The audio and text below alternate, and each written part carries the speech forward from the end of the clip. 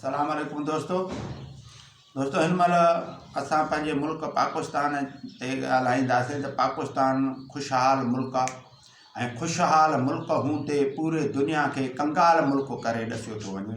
इहो छो ऐं छाजे लाइ, उन्हीअ जा कारण कहिड़ा आहिनि, उन्हीअ जा सबब कहिड़ा आहिनि, उन्हीअ ते हिन महिल ॻाल्हाईंदासीं। दोस्तों असांजे पाकिस्तान में तेल, मेट, गैस, बंदर, दरिया, जबल, वण टिण, फसल, बागात, हर उहा शइ आहे। सोन जा बि खाना आहिनि। इन लेवल सां हर उहे माना नेमतूं अल्लाह पाकिस्तान खे मुहैया कयूं आहिनि जेको कंहिं बि मुल्क खे एतिरा वसाइल कोन मिलियल आहिनि अल्लाह जे तरफ़ों जेतिरा पाकिस्तान खे मिलियल आहिनि। पोइ बि माना पाकिस्तान खे ॿाहिरनि मुल्कनि में ग़रीब तरीन मुल्क करे ॾसियो थो वञे। असुली इहे जेके माण्हू जेको पाकिस्तान खे मिलिया आहिनि उहे माण्हू पाकिस्तान खे सुठा न मिलिया आहिनि। उहे सिर्फ़ु पाकिस्तान जे खे नाकाम मुल्क करे ॾसण जी कोशिशि करे रहिया आहिनि ऐं पंहिंजा पेट भरे रहिया आहिनि। उन्हनि जो असुली इहो आहे त रॻी पैसो असां वटि हुजे, नाणो असां वटि हुजे। उहो नाणो खणी वज़ीर आज़म खां वठी, वज़ीरनि मशीरनि खां वठी, इदारनि खां वठी, कंहिं बि इदारनि खां वठी हेठि ताईं कंहिं बि इदारे जो माना कंहिं इदारा आहिनि उन्हनि खां वठी जेके बि आहिनि उहे सभु उन्हीअ में मुलवस आहिनि।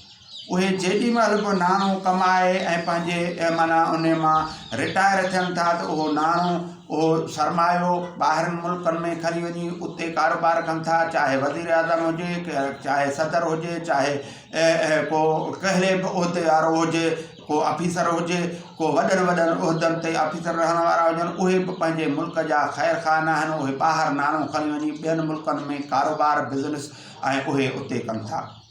ऐं उन्हीअ लाइ हिन महिल मां इहो चवंदुसि त सेनेट मां ऐं क़ौमी असेंबली मां अहिड़ो बिल पास कयो वञे जेको को बि हिन पाकिस्तान जे उहिदनि ते रहंदड़ हुजे, सदर खां वठी, वज़ीर आज़म खां वठी, या हेठि या कंहिं बि इदारे वारो कहिड़ो बि उहिदनि तां रहंदड़ हुजे, उहो पंहिंजो नाणो ॿाहिरे मुल्क ताईं खणी न वञे। अहिड़ो कानून आंदो वञे जीअं उहो नाणो ऐं उहो पैसो ऐं उहे सलाहियतूं उहे सिर्फ़ु असांजे मुल्क जे माण्हुनि ताईं ऐं असांजे मुल्क जे में ई इस्तेमालु कया वञनि त असां सभु ख़ुशहाल हुजूं, सभु माना मालामाल हुजूं ऐं असांजो मुल्क पूरे दुनिया में पहिरियों नंबर शाहूकार मुल्क माना सॾियो वञे ऐं जीअं ज़ाहिर थिए।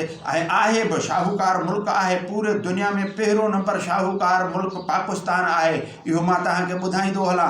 ऐं हिन खे पाकिस्तान खे उहे माण्हू सुठा न मिलिया जेके पाकिस्तान लाइ ख़ैर खा हुजनि ऐं ख़ुदि पाकिस्तान लाइ नुक़सानकार आहिनि। जीअं ॾिसो त इहा बि नाकामी चइबी जो पंहिंजे पाकिस्तान जे पंहिंजी धरती, पंहिंजा वसाइल, पंहिंजा समुंड, पंहिंजा ॿेट उहो ॿियनि खे विकिरो करे ॾियनि त इहो पाकिस्तान खे केतिरो ॾुखु थींदो हूंदो, पाण खे पाकिस्तान खे ॾुखु थींदो हूंदो त हीअ मूंखे कहिड़ा माण्हू मिलिया। क़ाइदे आज़म खे ॾुखु थींदो हूंदो त हीअ मूंखे कहिड़ा माण्हू मिलिया जिन लाइ मूं पाकिस्तान ठाहियो ऐं पाकिस्तान खे हिननि इहे ॾुखाइनि था। पाकिस्तान जे अवाम खे जे लाइ बि नथा सोचनि पर पाकिस्तान खे जे लाइ बि नथा सोचनि त अहिड़ा माण्हू असांजे पाकिस्तान जे कंध में लॻा पिया आहिनि। अहिड़ा माण्हू जेके सिर्फ़ु पंहिंजे पेट जे मफ़ादनि ख़ातिर, पंहिंजे पेट भरण ख़ातिर, पर हिन महिल ताईं बि एतिरनि ख़रबे रुपया हुननि खाधा ऐं हिन महिल ताईं हिननि जा पेट बि कोन था भरिजनि। एतिरो पैसो काॾे कंदा? ख़ुदा जो ख़ौफ़ उन्हनि में खे कोन्हे, अलाह जो ख़ौफ़ कोन्हे ऐं दीन इस्लाम जे माना उन्हनि में एतिरी तइलीम कोन्हे। जेकॾहिं तइलीम हुजे त मां ईअं थो चवां त इन्हनि खे चवणु थो चाहियां जेके वॾा आहिनि, जेके गुर्ग आहिनि, जेके वॾा सरमाएदार आहिनि, इन्हनि खे मां इहे चवणु थो चाहियां त ॿ टे परंदा तव्हां पाण वटि पालियो। उन ॿ टिनि परंदनि लाइ तव्हां केतिरो अन्न जो इंतज़ाम कयो था, पर हीअ किरोड़े परंदा आहिनि, किरोड़े क़िस्मनि जा परंदा आहिनि, पखी पुखणा आहिनि। इहे केतिरा हज़ार टन रोज़ खाईंदा हूंदा। उन उन्हनि खे रिज़्क़ केरु ॾींदो आहे? ए जागीदारो, सरमाएदारो, ए वॾनि उहिदनि ते रहण वारो, हिन अलाह जो ख़ौफ़ कयो।